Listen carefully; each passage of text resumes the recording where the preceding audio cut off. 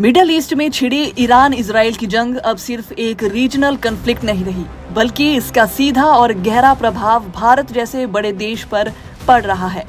13 जून 2025 को इजराइल ने operation rising lion के तहत ईरान के न्यूक्लियर और मिलिट्री टारगेट्स पर बड़ा एयर स्ट्राइक किया, जिसमें 90 लोग मारे गए और 320 से ज्यादा घायल हुए।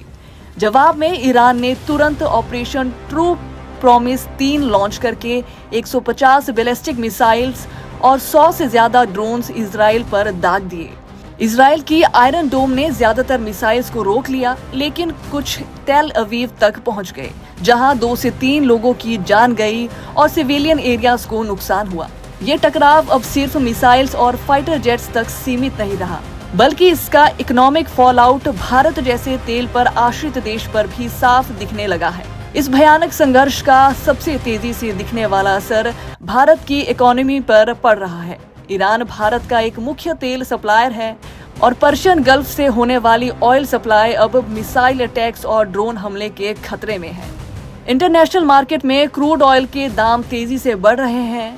अगर कच्चे तेल की कीमत में 10% की बढ़ोतरी होती है तो भारत का तेल खरीदने का खर्च करीब 90,000 करोड़ तक बढ़ सकता है। इससे पेट्रोल और डीजल के दाम 7 से 12 प्रति लीटर तक बढ़ सकते हैं, यानी आम आदमी की जेब पर सीधा असर पड़ेगा।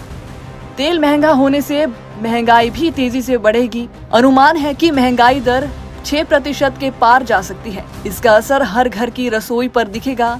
सब्जी, फल, अनाज और गैस सिलेंडर सब कुछ महंगा हो सकता है।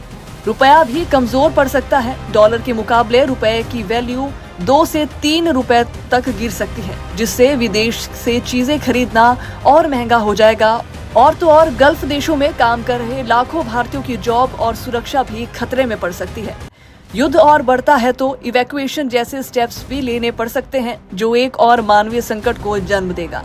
अगर ये लड़ाई लंबी चलती है तो भारत को अपने तेल स्टोर इस्तेमाल करने पड़ सकते हैं या दूसरे देशों से महंगे दामों पर तेल खरीदना पड़ेगा। इसलिए सरकार को अब फौरन एक्शन लेने की जरूरत है, जैसे कि डिप्लोमेसी के जरिए शांति की कोशिशें और एनर्जी के लिए सोर्सेज खोजना, ताकि देश की इकोनॉमी को बचाया जा सके और आम जनता को राहत मिल सके। ये युद्ध अब 2 देशों के बीच की लड़ाई नहीं, बल्कि भारत के लिए एक आर्थिक, रणनीतिक और मानवीय चिंता बन चुका है।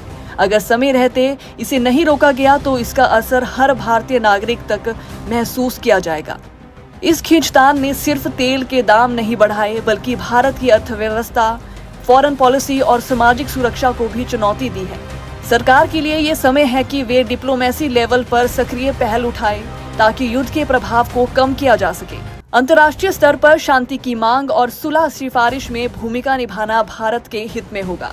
अगर ये संघर्ष लंबा चला तो इसका बोझ सिर्फ बाजार पर नहीं, बल्कि आम जनता की रोजी रोटी और भविष्य पर भी पड़ेगा। अब जरूरत है कि भारत एक सोच समझकर और सुरक्षा से भरा रास्ता तय करे।